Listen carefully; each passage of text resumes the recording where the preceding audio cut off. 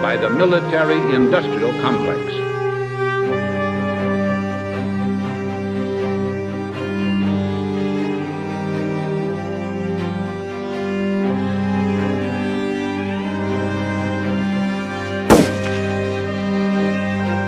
I'm just a patsy.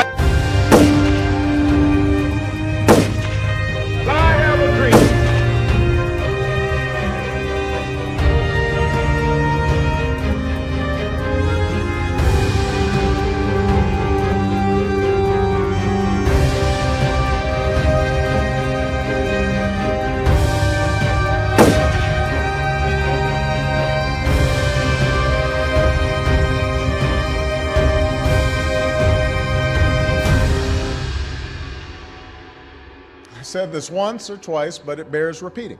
If you like your current insurance, you will keep your current insurance. You think about the Army and the Navy and the missions they run to protect the world, they run on SAP. Well, you have done a really spectacular job. I guess pretty much everybody at this table is your customer, so that's not so bad. Exactly. I want to congratulate Thank you, Mr. President. Thank you.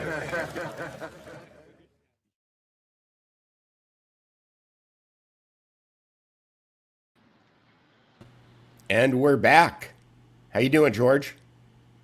Great. I'm, just covering Epstein courts with Epstein judges. So, Trump blowing kisses from one side of the intercoastal waterway to Bruce Reinhardt, the judge here, blowing kisses for the other side. So, you most appropriately named this episode "Unsealed with a Kiss." Unsealed with a Kiss. And yes, and you'll see that the top story on the Duke Report today is by George Webb.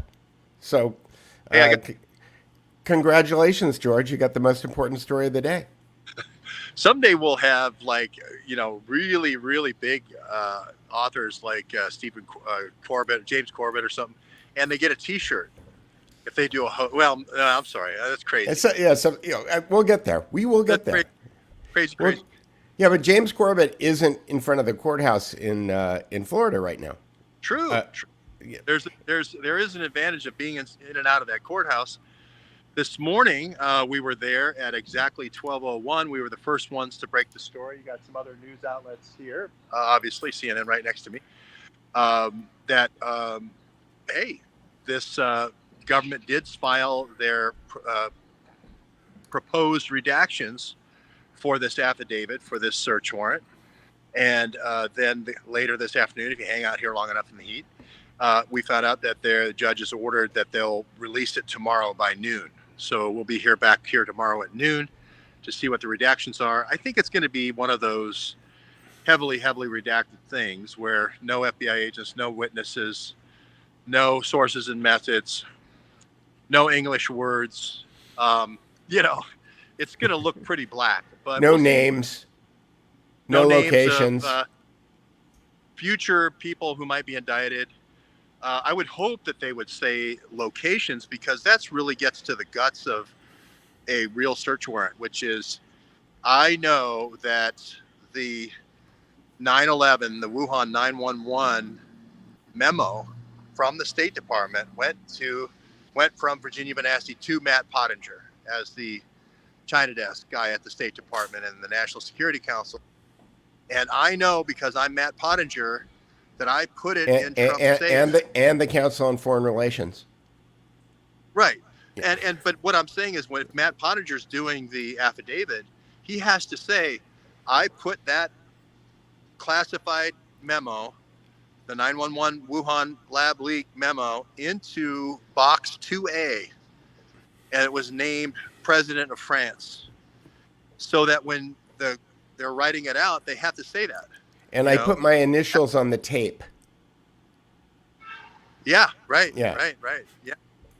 So I'm just saying that's the level of detail. They call it the narrative of what actually law enforcement is supposed to do. You can't just say you need to go into the Southern District of Florida courtroom, and you could go from one end of it to the other and search for the hidden Trump affidavit. You have to say, no, I have a search warrant to go into Judge Reinhardt's safe in his office, break in and get that, because I know that's where the things are being kept. That's where I do think it's being kept. This afternoon, the prosecution met with the judge, and then they came about what the redactions would be, and they're going to release it by tomorrow. So this is all pretty well orchestrated right now. All right. And the story that you wrote today is basically a strategy about how Trump could turn this to his advantage. And you and I both don't like the idea of selling hopium. So this story isn't really hopium, but it is an idea about how Trump could turn it around. And rather than thinking of it as hopium, it's probably better to think of it as a litmus test, right? Because this is a strategy that, and again, we're going from the outside. We don't know what's going on the inside, but we assume that if, I'll start over again. If the assumptions that you make are correct, then there is a logical way for Trump to proceed on this that is, I would say, extrajudicial, right? So, Yeah. so do you want to go over what your strategy Sure. is? Yeah. Sure. Well, I start out the piece by saying, they didn't get Al Capone by, raiding one of his bars or raiding any particular facility. They got his books and they got his account. And that's how the big guy got taken down. And the FBI used the accounting methodology to take down Al Capone. If you want to take down a network like these counterintelligence jackals from the Trump Russia, what are we on? We're on Witch Hunt 6 or Witch Hunt 7, right? Well, I mean, I think it goes back at least to Hillary Clinton's emails, right? The same team. It goes back to at least Hillary Clinton's emails. Yeah. Yeah. And so this is what I expect tomorrow, is the heavily redacted thing where we can't even say Chris Steele. But you see me there kind of pointing out to the fake news and so forth, saying, hey, where is your Presidential Records Act? Where is, the Trump advocacy? Where is all these things that you would normally get any representation? And here I just say, this is the way you blow open the safe, okay? The way you get to the accountant's books is you blow open the safe of all the lockbox.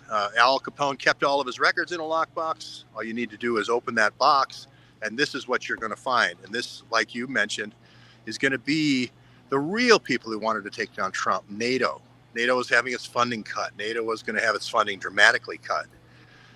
And who had the incentive, the motive to do the Trump takedown? Now, I'm not saying it was a killer virus. I'm saying it's a mild virus augmented by a lot of fanfare and so forth. But it did result in a lockdown. It did ruin the Trump economy.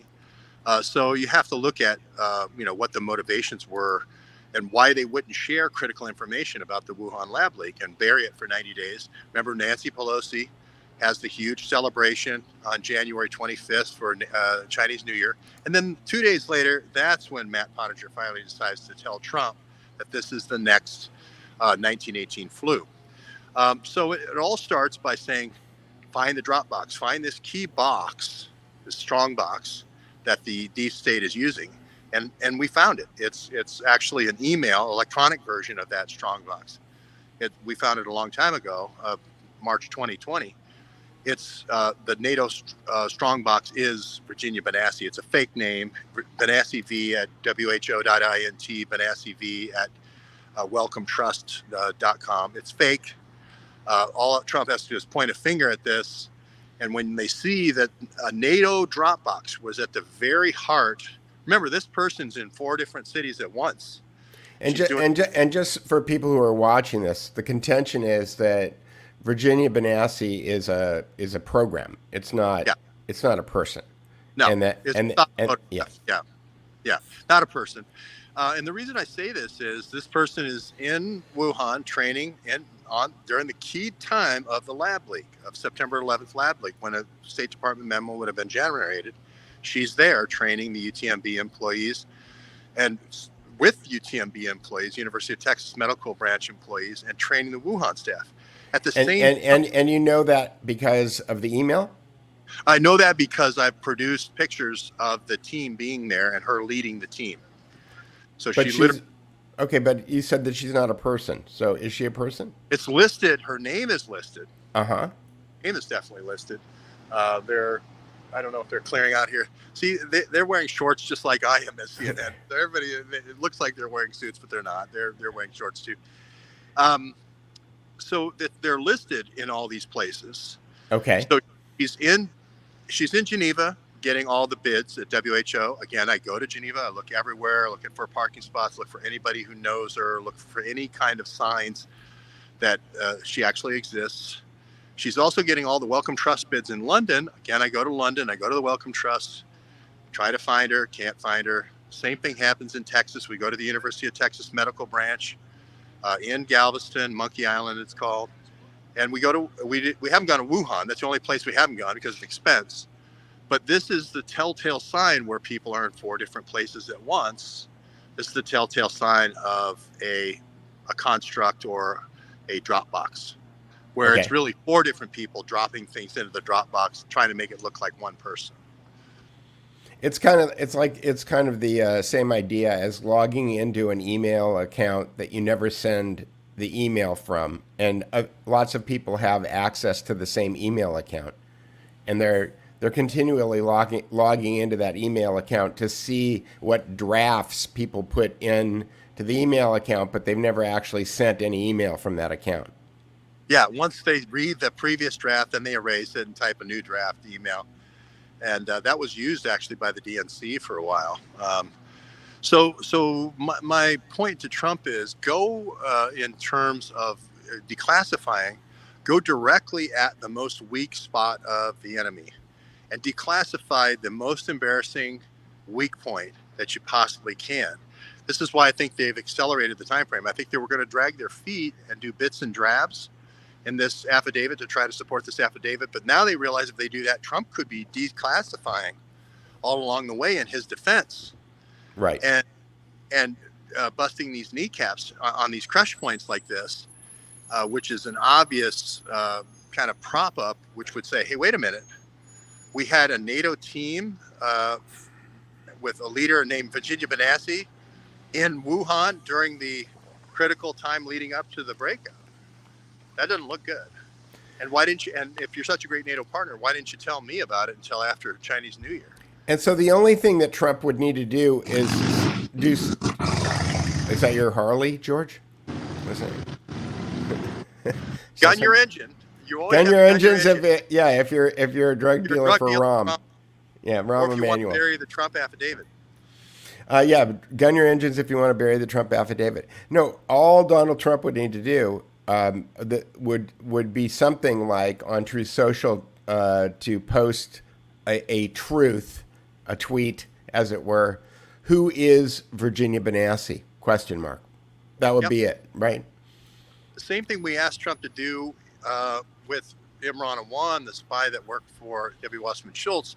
And he actually at Helsinki with Vladimir Putin, after Putin threw the soccer ball to him, he got a question from Jim Acosta, if you remember.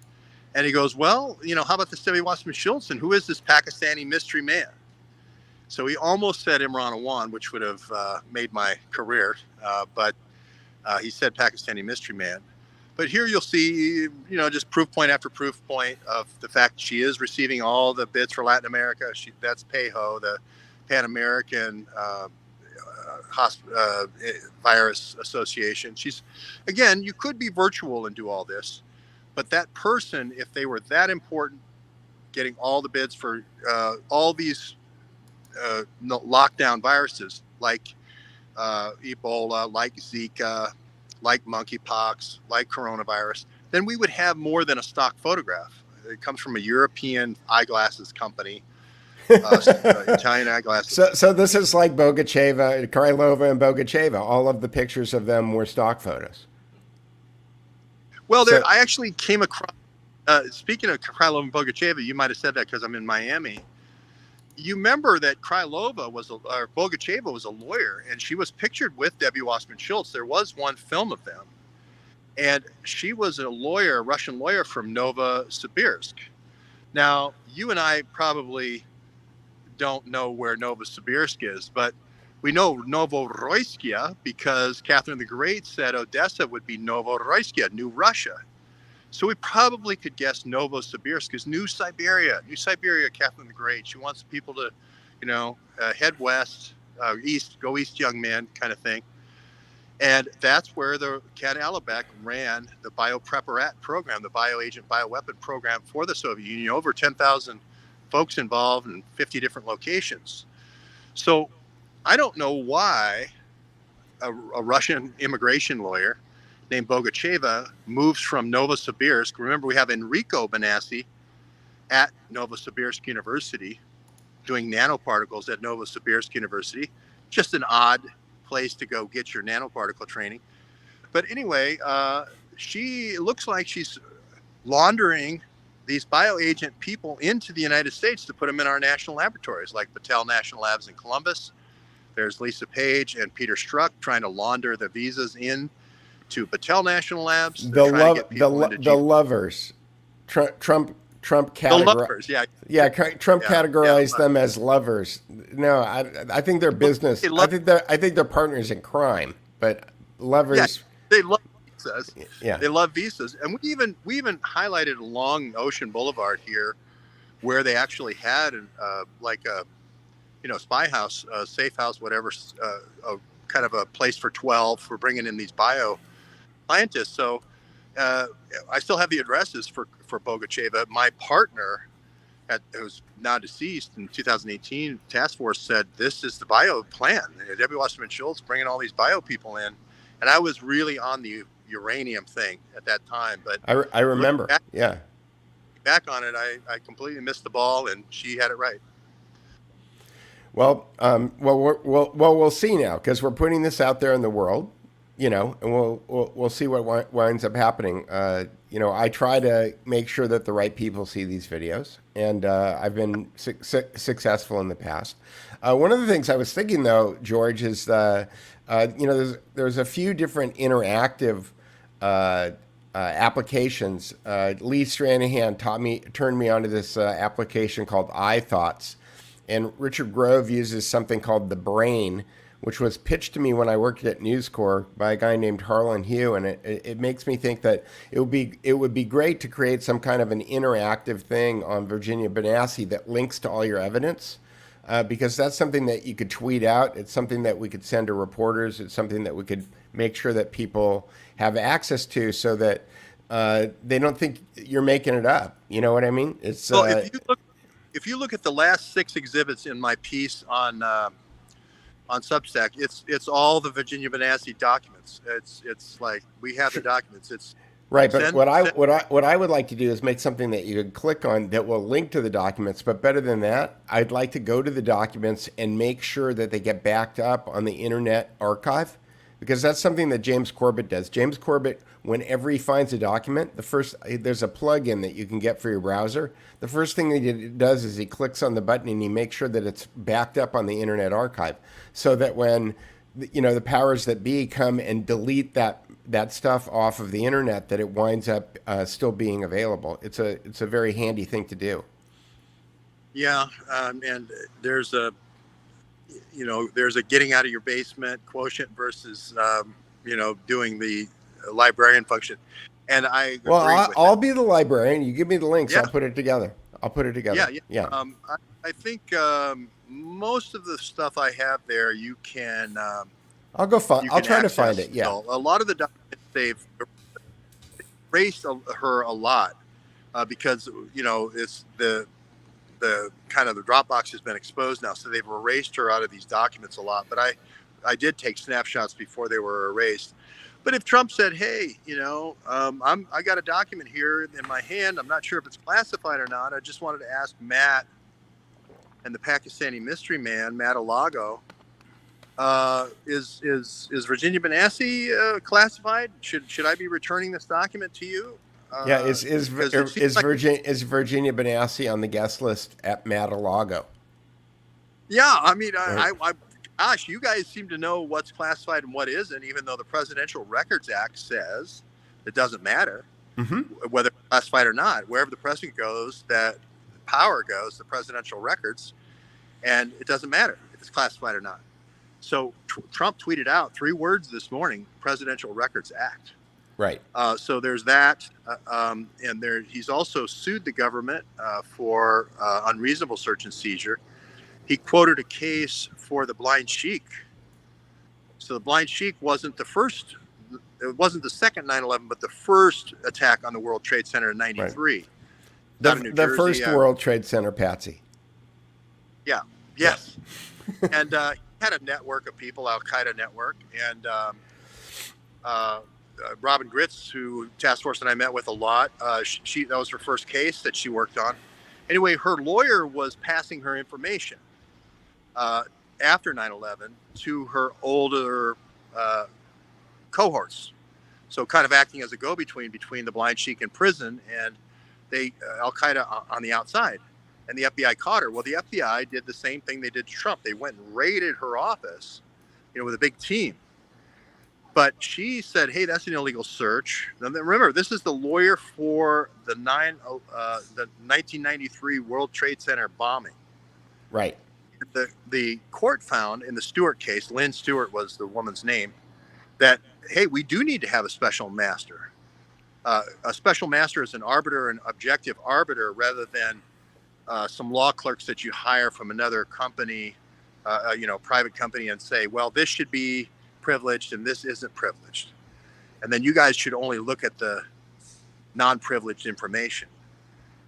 They actually went and got a independent third-party special master. So Trump's just saying, hey, just treat me as nice as you treated the Blind Sheik. Not even the president. And I'm not kidding. I know, but there were mitigating circumstances in that case too. Wasn't there an FBI informant who was so sure that he was being set up that he recorded all of his conversations and then released the conversations when they arrested him in order to protect himself?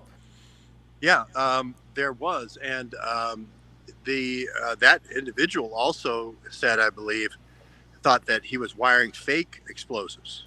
Correct. And it turned out later that, oops, they exploded. So they were kind of, walking him into a slaughter pen. And that showed some duplicity on the FBI's part for the first 9/11, if you want to call it the first 9/11. The first WTC attack. Yeah. The first WTC, yeah. Yeah. So there's all kinds of irregularities here that keep popping up that don't make a lot of sense. But again, Trump can either do one of two things. He can wait and kind of wait for the attack, kind of play defense, or he can go on the offensive and just start saying, hey, Presidential Records Act, I'll show you what I got, and I have nothing to hide here. I'm going to just start declassifying the stuff that I think that you think is sensitive, and you tell me if it is or it isn't. Right. Is this what you were trying to get? Is this when you hid coronavirus for me for 90 days and you took it from old Leary's cow and a little barn fire and you made it into a Chicago fire? Is that what you're trying to hide? I would just go through every crisis they created for Trump and just say, is that the one that you were trying to hide? Because which one of these crises that you created for me are you trying to hide? I think that's the off strategy.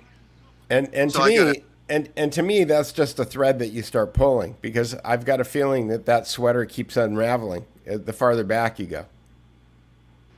Yeah, it does, because the whole idea of classified information is, if it's been declassified by the president, then what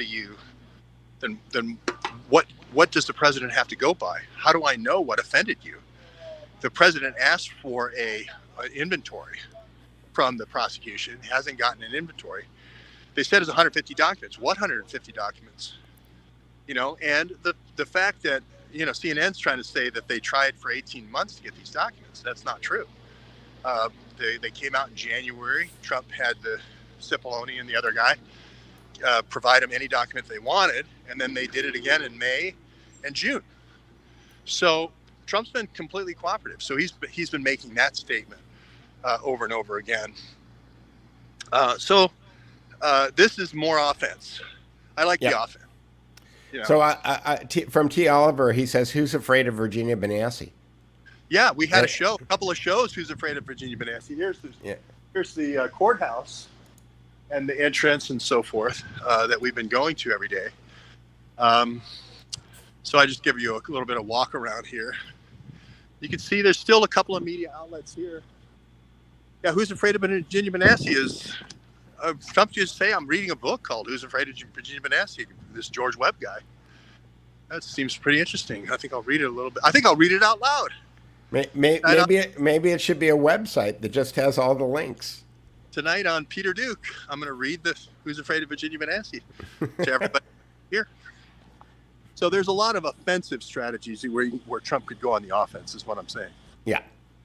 And I think, like I said earlier, I believe that this seems like a litmus test to me, which is like, is he going to do it or not? Because, before the election and then after the election, there was all this Q nonsense and all of this hopium being thrown out and going, oh, Donald Trump is going to do this, and he could do this or he could do that, and the day after the election, I was talking to somebody who runs a very popular website on the right, and he was saying he's got to declassify everything before he walks out the door, and he wrote big long posts about it, and it was basically bullet point items of everything that he needs to touch, and Trump didn't do any of that. So I don't want to get anybody to get excited or think that but if he was as on top of it as George Webb is, then that would be an obvious thing to do. But there's all kinds of mitigating circumstances, right? Well, he just is over this way about a mile. The best thing to do is just drive over in the limo. Right. Come out and shake my hand and just say, I really appreciate your reporting. He doesn't even have to say Virginia Benassi. That will cause a firestorm across CNN. These guys over here will have heart attacks. Right. So, he doesn't have to say anything except have lunch with you. He could just come by and act like he didn't even know who I was and just shake my hand right now. So, right. Mr. Trump, if you're watching, President Trump, you're watching, here's your chance, right along here. This is fake row here, right? So this is all I've been watching. They've been yelling fake news at me. They call me fake news here. Really?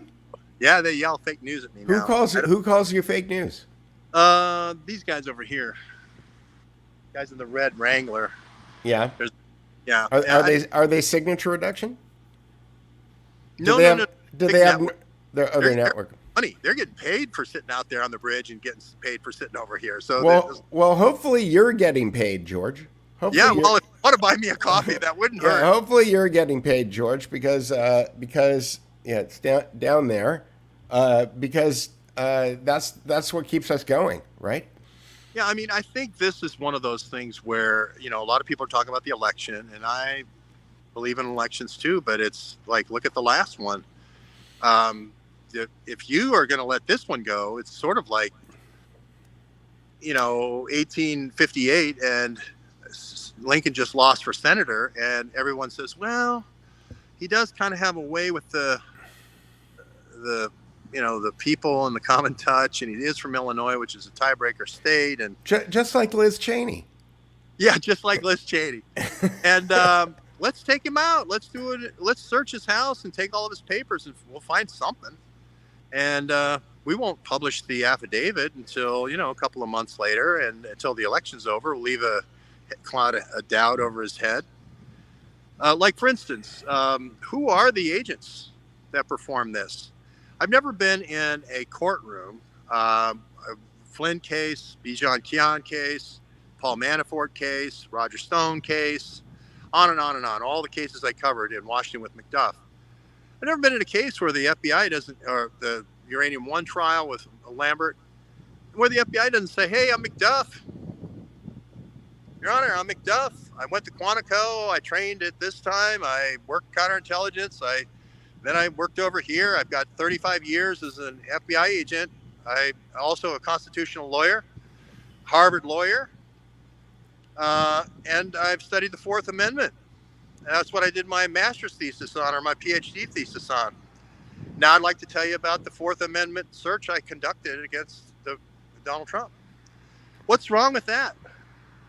But what they don't want to do is show that these guys are all the Trump-Russia guys. Right. That's the key. Is the reason why they're not protecting their safety. They're protecting their identities because they don't want people to connect Trump-Russia to this. Right. And so they're not in the courtroom, is what you're saying. No, they're not in any danger. I mean, but you listed a bunch of cases, right, where you've gone into court. Were the FBI agents in those courtrooms? Yeah.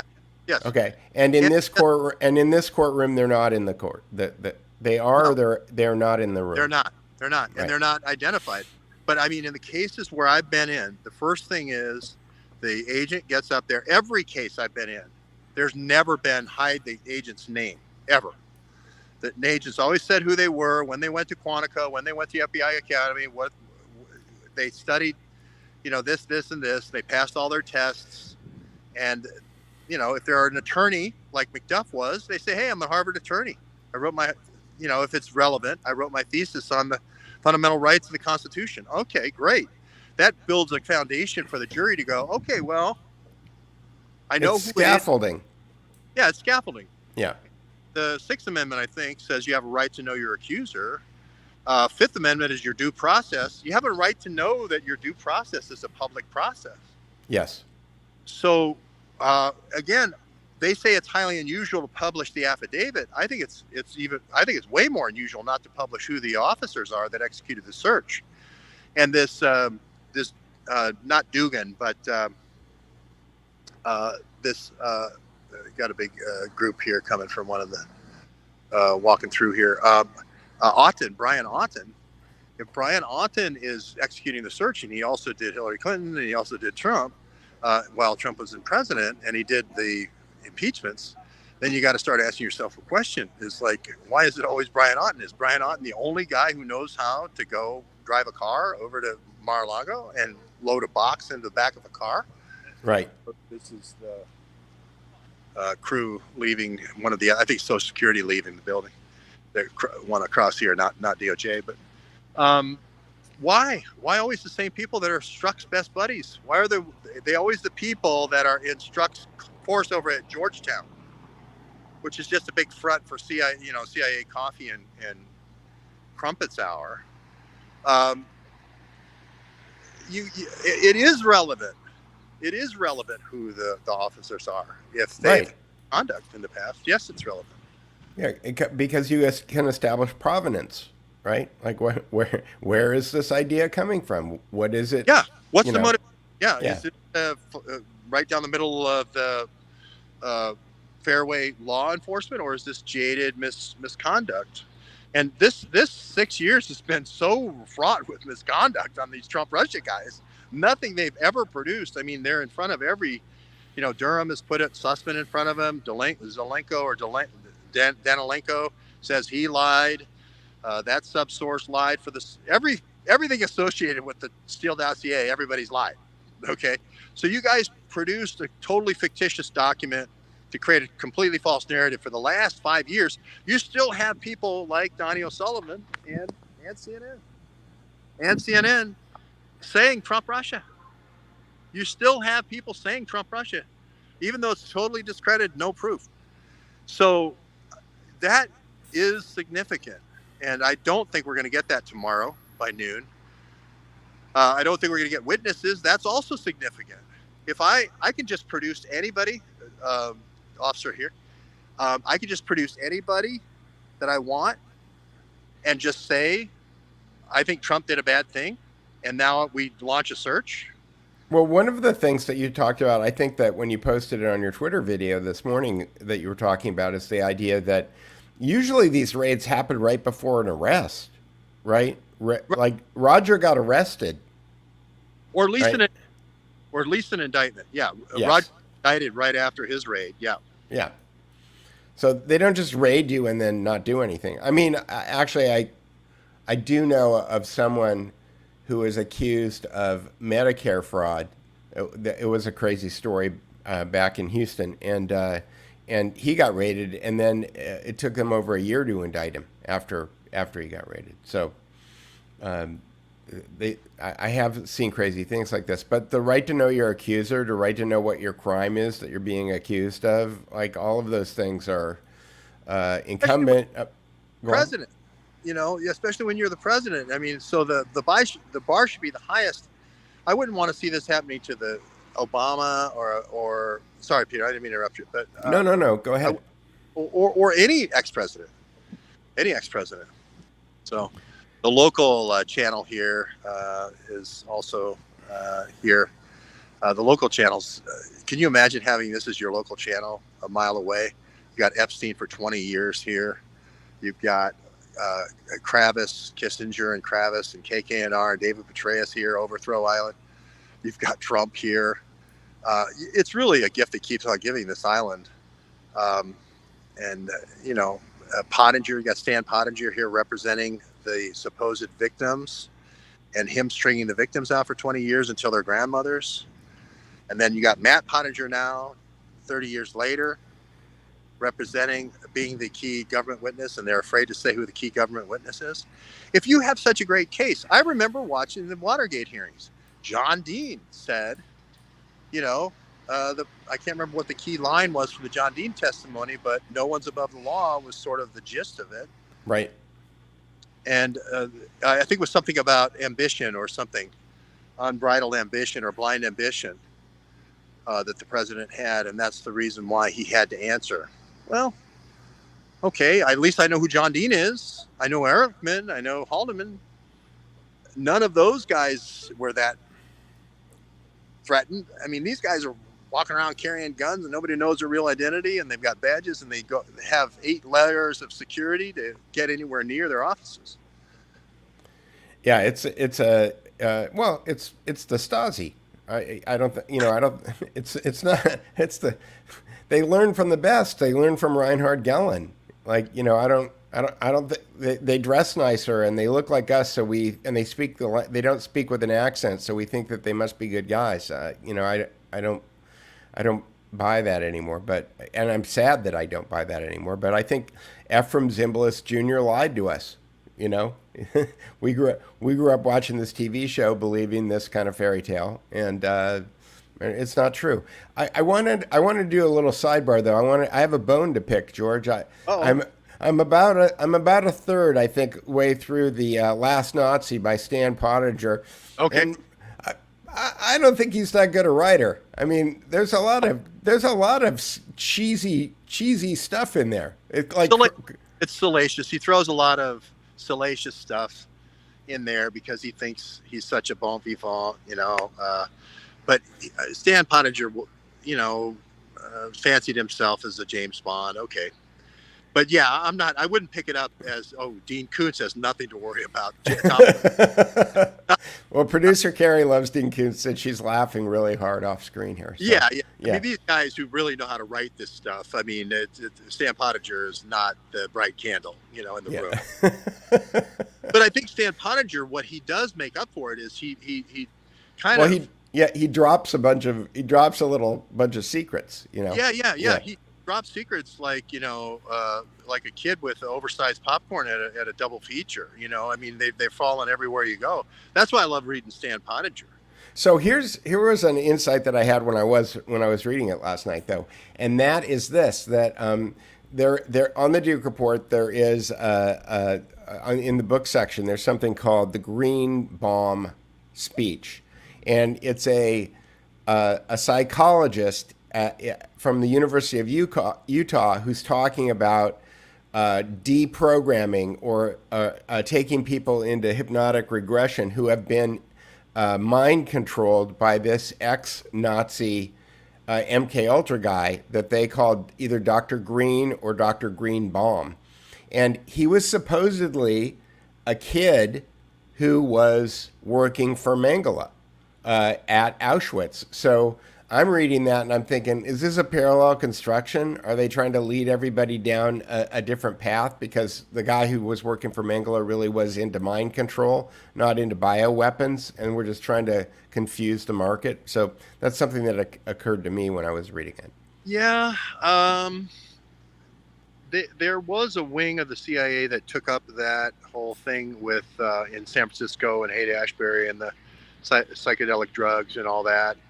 So I'm not saying that wasn't part of the CIA thing, but as far as Pottinger is concerned, look at what the expertise is of the last Nazi when he comes over here. It's all viruses and vaccines. Right. The whole book is about an antidote vaccine, and it's about I don't want to spoil it for you, but it's about a vaccine that targets a certain ethnic group.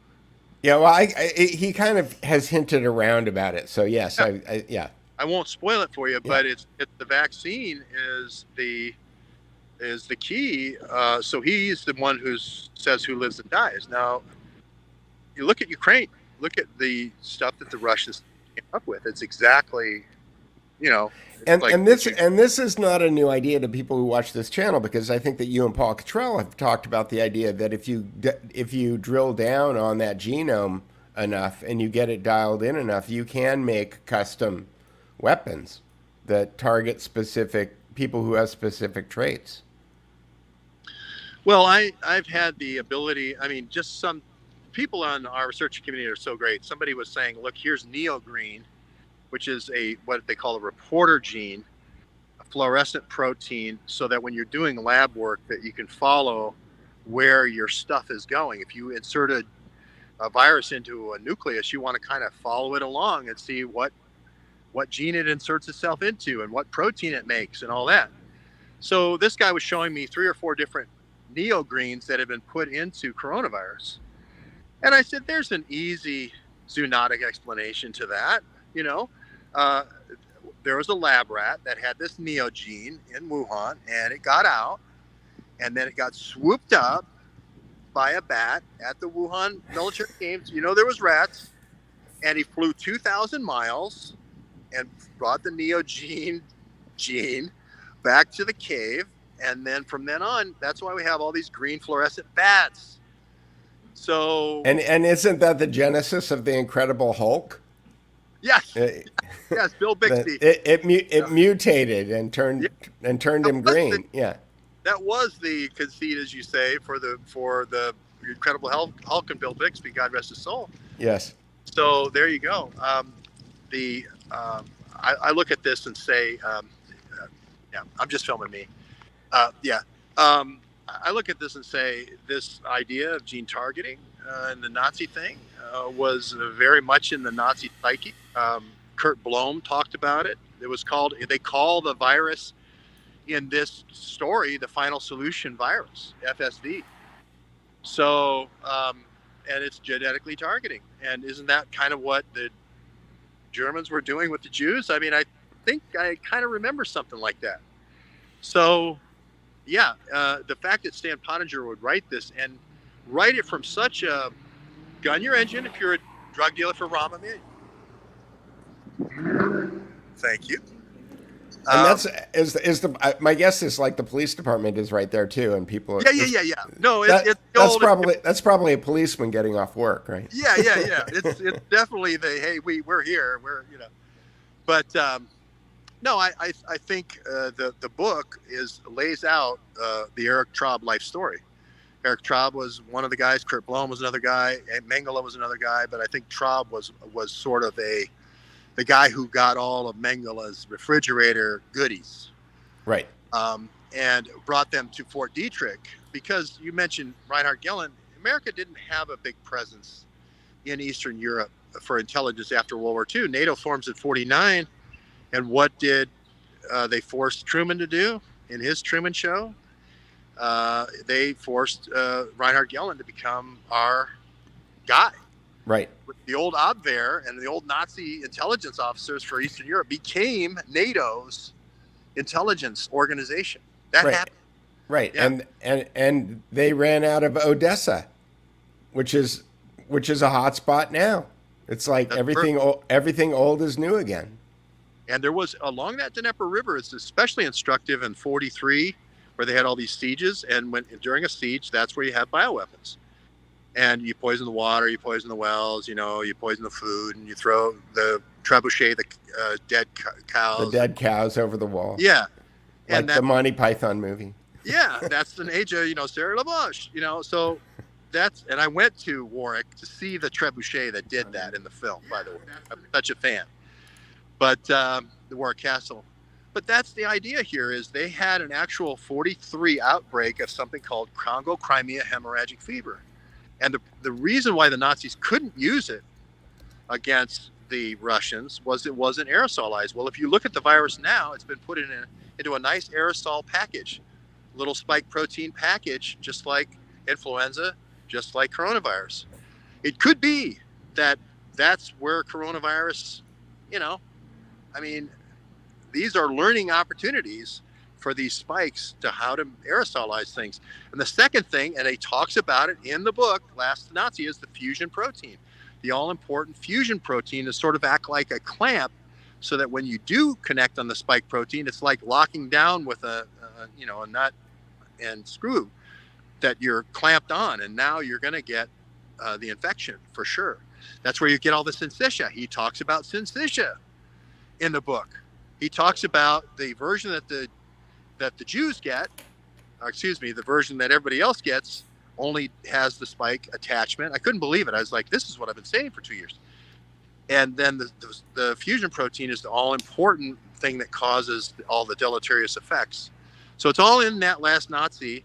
And isn't it interesting, Peter, that the same year he publishes that book, Matt Pottinger is in the Mandarin Hotel, the old Harding Matheson drug hotel, right, for the breakout of SARS, while Stan Pottinger writes that book.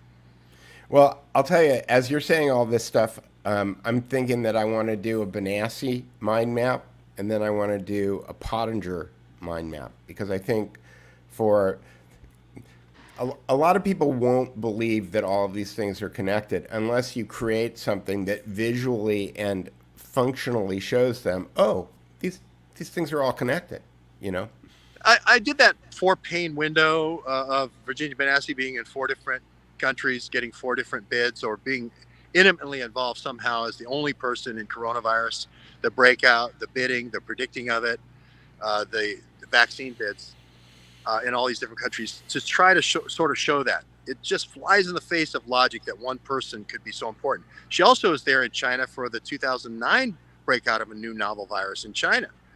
Hey, that's a lot for a 28-year-old to handle, so, but yes, I think the more memes we can create and the more visual aids and so forth to help people understand the story, the better it is. So, yeah. All right. Well, I will. I'll put that on my list of things to do a Benassi and a Pottinger mind map. Mind map will be really fun. Yeah.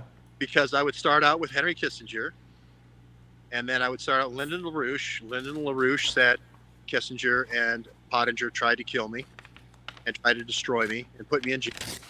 So that's a good starter for all the Lyndon LaRouche people, if you want to get up to a news story right now. And then I would start with a guy named Golanowski, who was this Polish spy who said, hey, now Golanowski is the most, when you turn a spy, when you bring a spy in from the cold, walk him across the bridge. There you go. Tom Hanks did a movie where you walk this guy across the bridge and then you get this guy to turn. This guy had over 1,000 names of people who had infiltrated our intelligence network. He also said Kissinger was Bohr, B-O-R, in a double agent, Soviet double agent, and had 59 people associated with Kissinger. So this is Matt Pottinger's world. Matt Pottinger also does Deep Throat. So let's get Watergate in this. Matt Pottinger also does Deep Throat with Mark Felt at FBI. So every major thing you want to talk about, Operation Eagle Claw with Jimmy Carter, Matt Pottinger again is there. In the Carter administration, you want to talk about the Reagan administration and Iran-Contra, Matt Pottinger is there again. So he's. You want to talk about MLK assassination? Stan Pottinger. I should have been saying Stan Pottinger. Stan Pottinger's there telling everybody that everybody in the FBI is dead that worked the case. There's all these FBI people come out of the woodwork going, hey, I'm not dead. I worked the MLK case. On and on and on. So you want to see a takedown where somebody from the Office of Net Assessment at the Pentagon decided they got a bug up their butt one day and said, let's overthrow a president? Matt Pottinger was the guy you called. The guy's name is Marshall Yoda. Matt Pottinger was the guy you called for the dirty tricks. He was your dirty tricks lawyer for Kissinger. And then we're not even done with Stan Pottinger yet before we get to Matt Pottinger. And okay, well, George, I'm going to try to get as much of this stuff roughed out as possible. Yeah, we'll go. You can watch it again. But I mean, Matt Pottinger's more fun because during the coronavirus breakout, he forgets. This is like, in 2 days, he's going to tell the president that this is the next 1918 flu. But you know what? All January, he forgot that his brother did the first non-CDC test for coronavirus with University of Washington. He also forgot his wife did the first HIV test. Remember, the coronavirus uses the GP41 protein and part of the envelope protein of HIV. You could have used that as a test. So he also forgets Deborah Birx. His wife works with Deborah Birx when he names, clear conflict of interest, when he names Deborah Birx the spokesman for coronavirus, and on and on and on and on. You go all day with it.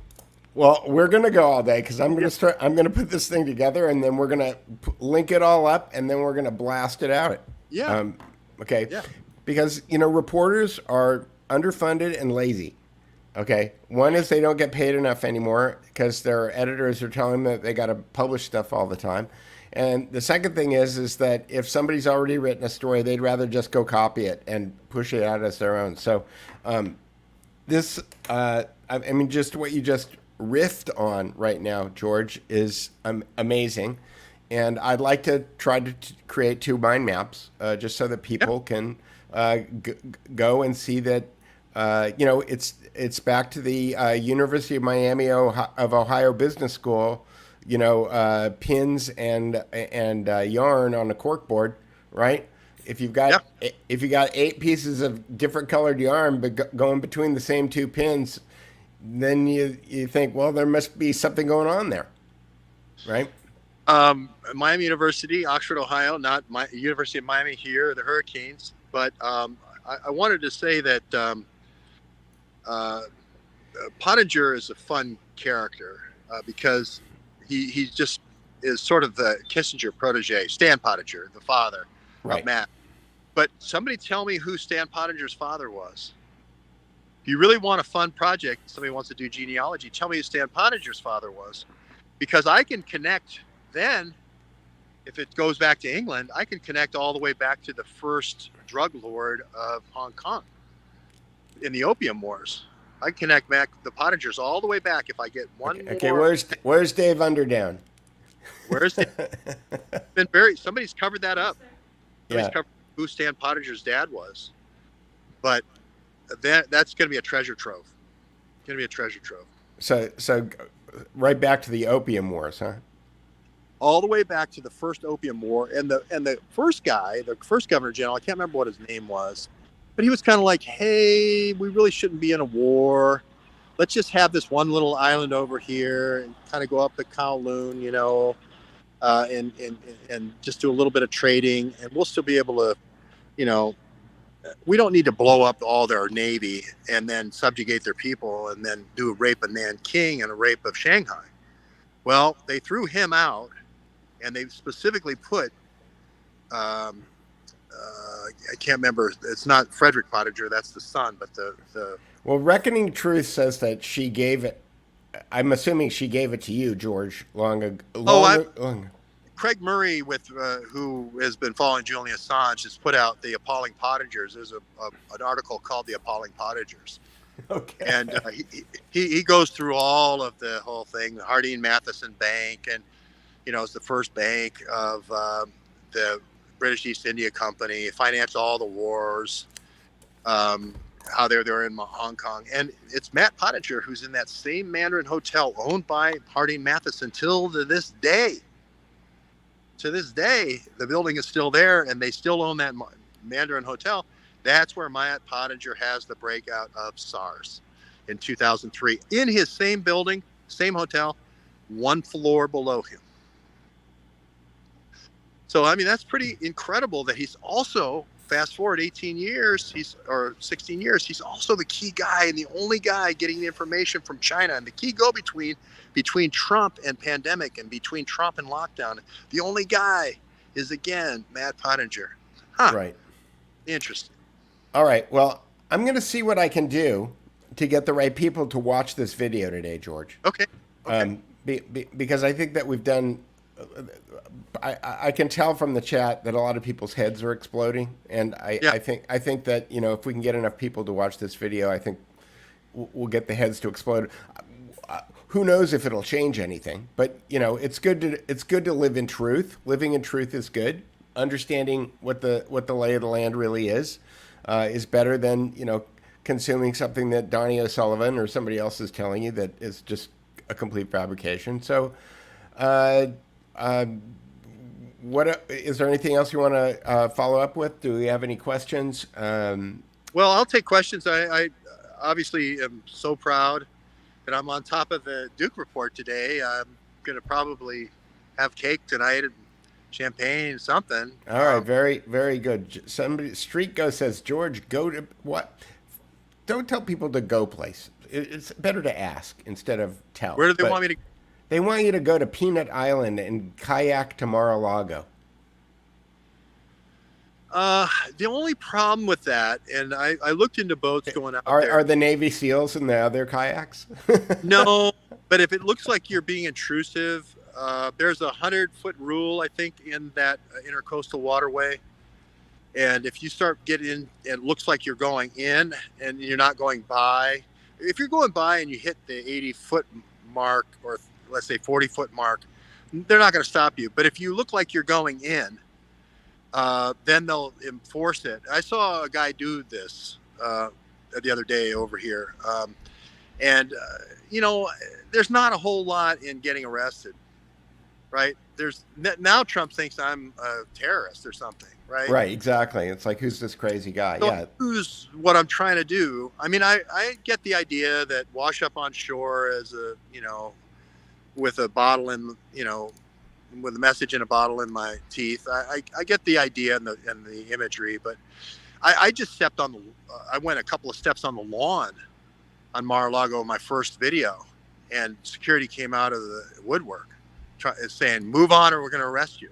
We're going to tackle you." Right. So they're really keyed up right over there right now.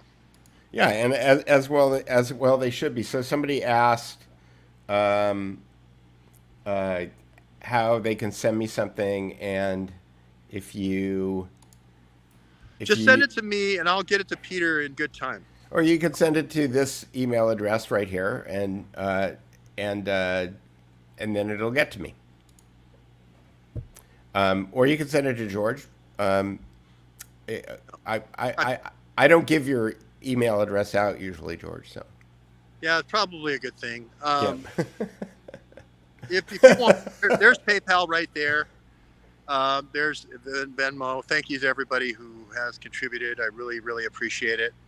I can say, Peter, I'm in it to win it. I'm burning 2 houses, $750,000. I'm going to burn it all down to the ground until I get either to the bottom of it or I'm on a park bench in Paris. One of the two. I'm not stopping. So, for anybody who's out there hoping for me to stop, the only way is tag on my toe. So, I'm going to keep going. All right. Well, you keep going, George, and everybody take care of George down there. And if you feel like you could take care of me here, I appreciate everything that everybody does. And thanks for joining us today. And I will see who I can get this video to, George. Great. And ask Roger about Brian Lloyd. I don't know who Brian Lloyd talked to. I have other avenues. Okay. I have other ways to do this. Yeah. Dan Scavino was looking for me the other day. He looking for you? Yeah, he was a pinned tweet. It was a pinned tweet. Who did this? It was the Joe Biden Banana Republic meme. Oh, so wow. Anyway, well, Scavino's down here right now. Yeah, well, And somebody that would be a good one. He gave somebody else credit for it, but anyway, he. You know the thing. Everybody who's watching this, send Scavino at Dan Scavino is his name, Scavino, and this is the guy who was on a golf course with Trump as his caddy. That's how he started, and then he worked his way up through Trump trusting him and so forth. Let Dan know that Peter's the genius behind all these incredible grassroots programs, because Peter should be doing $1 million documentary right now. It should be doing $1 million documentary at least for Trump right now, just to bring out all the stuff, just like Witch Hunt 1 to 10. Here we go. It would be a great movie. All right, here's like Blair Witch Project. This would be the Trump Witch Project. All right. Well, before we go, I'll just show you the meme. Okay, I'll show you the high resolution original, not the one the screenshot that Donald Trump Jr. Tweeted out. So let me see. Share screen, window. Here we go. Joe Biden. Oh, that's awesome. America. That's great. Take 50% off your net worth. Like Donald Trump Jr. screenshotted a low resolution version of it, and it got 40,000 retweets or something. This is your thing, Peter. You're a communications guy. In 3 words or less, you say more gun your engine if you're a drug dealer for Rom. You say more in 3 words than it takes me an hour. But the thing about Scavino, though, wanting to get in touch with me, who else wanted to know who did it? Sebastian Gorka. The funny thing is, Sebastian Gorka has had me blocked on Twitter for 4 years. I didn't know why. I didn't. Well, tell him you were a part of the gang that did the Trump sign, but far enough away that you didn't get arrested. Well, or whatever. Maybe Dan is trying to look for khaki trousers. So yeah, but here's the thing about Scavino wanting to get in touch with me. It's like, I'm just as, I think I said this story last time we were talking, but Alex Jones said Trump has got to start renouncing, his warp speed stand, and we've talked about how that could play out. But I'm not a huge fan of Donald Trump's right now. You and I were both there on January 6th, and I kind of felt like I got hung out to dry, and so I'm not. Just because I'm making fun of Joe Biden doesn't mean that I'm all in. I'm getting my MAGA hat on. That's not happening.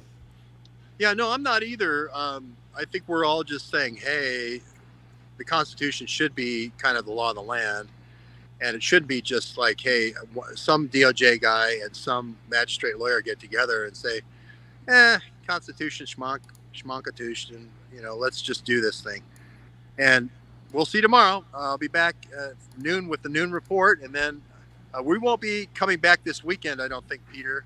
I'm going to be gone this weekend, but I mean, if you want to do something tomorrow, just let me know, and We'll see you figure it Tuesday out. for sure. If there's something huge tomorrow, I'll call you. All right, very good. Thanks, Peter. All right, thanks everybody. Talk to Thanks, you later. Producer Gary. Bye.